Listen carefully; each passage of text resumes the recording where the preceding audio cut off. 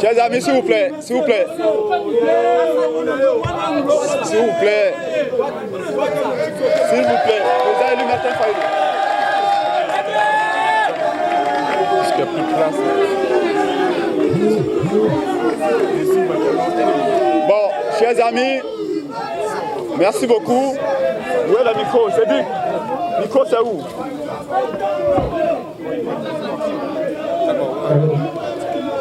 Bien, merci beaucoup, chers amis. Je crois que vous êtes déjà prêts. On peut commencer? Vous pouvez commencer? Voilà, je vous invite.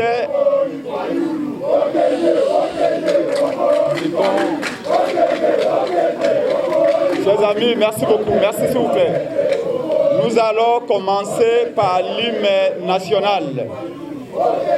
Debout, Congolais, 1, 2, 3. Unis dans le son, unis dans le fond, pour l'indépendance. Et son enfant, dont à couver, et couler bon, prenons le plus bel élan, dans la plus haute pardon. Allez la nous bâtirons un pays plus beau qu'avant, dans la paix citoyenne. Angolais, l'hymne sacré de votre solidarité. Fièrement saluer l'emblème d'or de votre souveraineté. Nom béni, des aïeux sacrés de l'immortel, serment de liberté, et nous légons à notre postérité pour toujours. Merci beaucoup. Nous prions le président élu et le coordonnateur de la MOUCA de prendre place. Bien, chers amis, nous allons commencer notre conférence de presse. Je m'en vais tout droit. Je m'en vais donner la parole au coordonnateur de la MOUCA qui va planter les décors de cette activité de la coalition La MOUCA. Je remets donc le micro au professeur d'université Mathieu Kalele, coordonnateur de la coalition La MOUCA.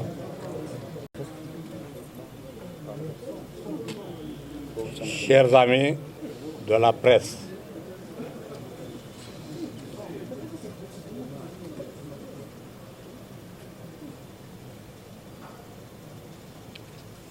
vous avez tous, nous avons tous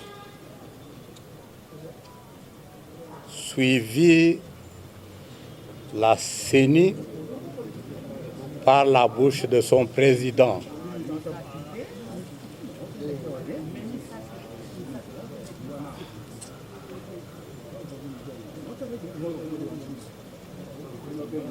La plateforme La MOUCA avec les autres candidats à la présidence pour les élections prochaines avait formulé une série d'exigences dans le sens d'un processus électoral démocratique, crédible et tout ce que vous savez. La CENI a promis de donner une réponse. Elle a convoqué sa plénière. Elle a donné la réponse. Cette réponse, nous l'avons tous suivie, c'est une fin de non-recevoir. Elle a refusé de rencontrer les exigences que nous lui avions soumises. Aujourd'hui, là,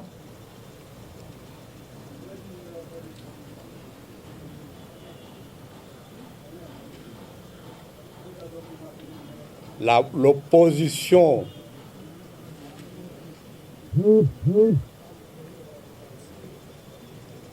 dans sa composante, la Mouka Fayulu, réagit à la réponse donnée par le président de la CENI, que vous avez tous suivi. C'est cette réponse-là que nous allons vous livrer tout à l'heure. On vous prie d'être très attentifs. Je vois que vous êtes très nombreux, les gens de la presse. C'est une très bonne chose. Je passe directement la parole au président élu Martin Fayulu pour vous donner cette réponse de la Mouka Fayulu.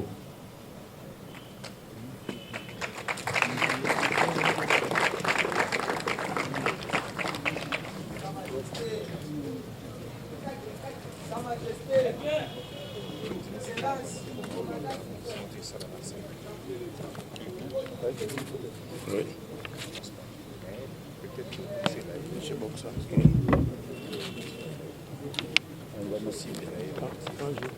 Je vais donner les papiers.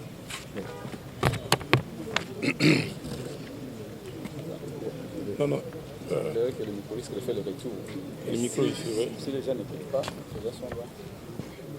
Poussez les micros là-bas. Donc je peux parler comme ça sans micro, c'est bon? Voilà.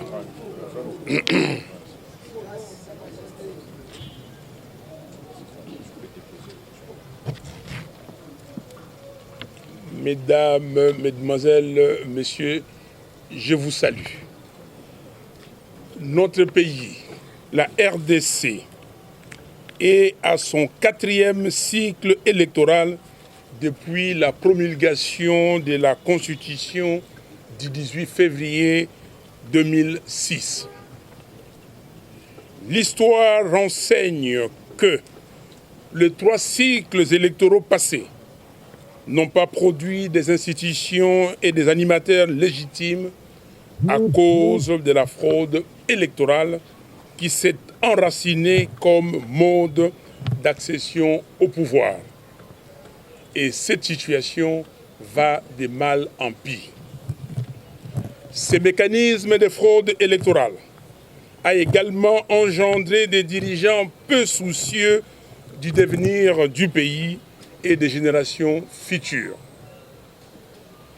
C'est ainsi que la mission de la Commission électorale nationale indépendante, CENI, a été dévoyée.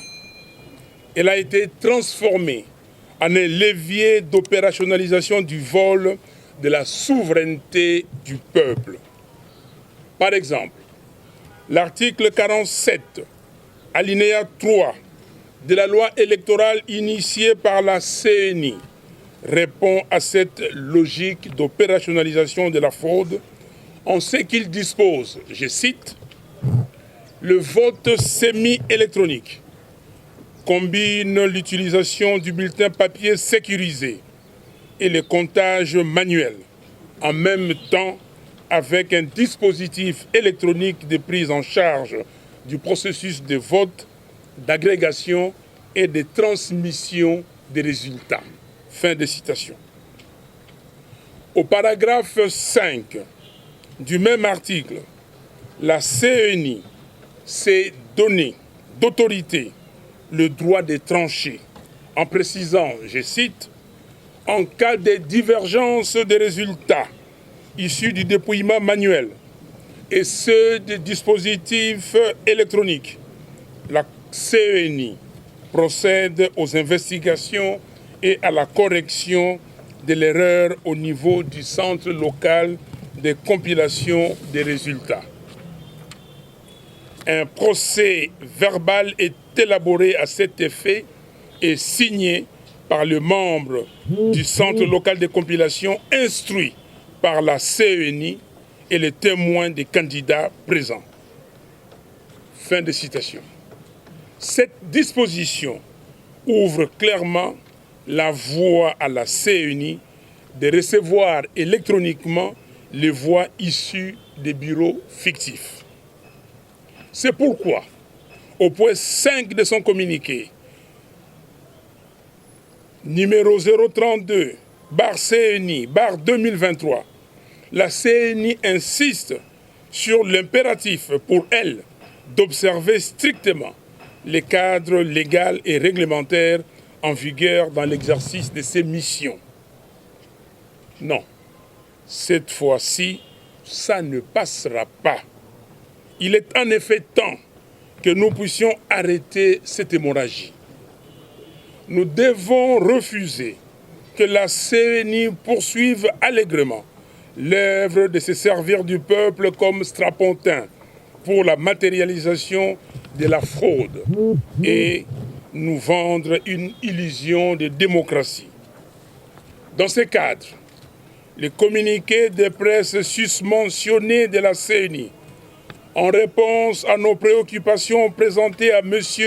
Denis Kadima le 30 juin dernier, est une provocation de trop. En effet, contrairement aux affirmations de la CENI, l'audit externe du fichier électoral a un fondement en droit positif congolais. On sait que les audits externes précédents ont été réalisés sur base des décisions du bureau de la CENI, qui sont des actes réglementaires, source du droit, lesquels audits constituent par ailleurs à la fois une coutume et une jurisprudence administrative.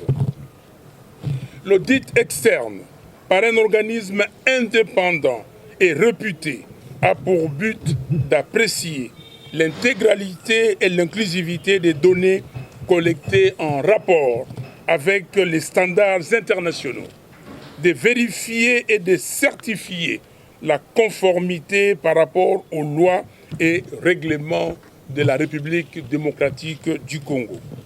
En d'autres termes, l'audit externe du fichier électoral est nécessaire pour s'assurer de l'authenticité des données envoyées au Centre national de traitement uniquement par les différents bureaux d'enrôlement cartographiés par la CENI et ainsi mettre en confiance toutes les parties prenantes.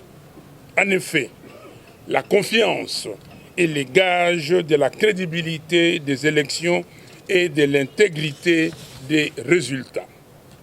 Malheureusement, il est aujourd'hui clair que la CENI ne veut pas se soumettre à l'audit externe de son fichier parce qu'elle sait pertinemment bien qu'il contient des fictifs.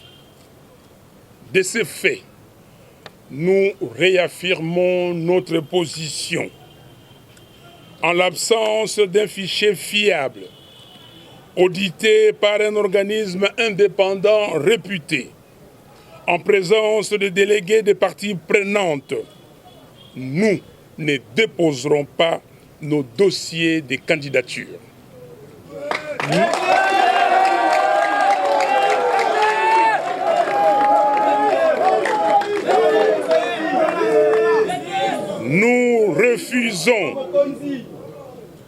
Nous refusons de blanchir la fraude et donc d'accompagner M. Félix Tshisekedi et son union sacrée dans une nouvelle forfaiture électorale.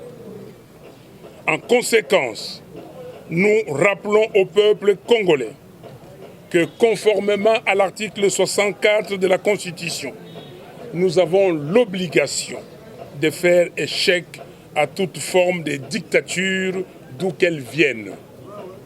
Nous devons donc nous mobiliser pour empêcher que la parodie électorale en préparation ne se réalise. Ce n'est qu'à ce prix que nous allons recouvrer notre souveraineté et notre dignité confisquées. Dans cette perspective, nous allons entreprendre une campagne de mobilisation en vue de préparer le peuple à l'utilisation de l'article 64.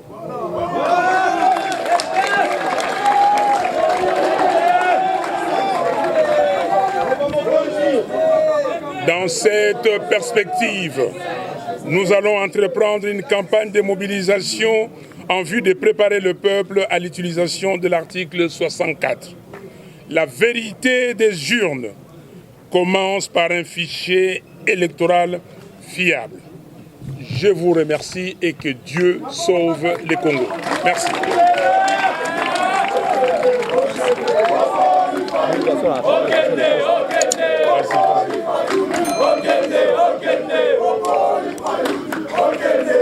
Merci beaucoup.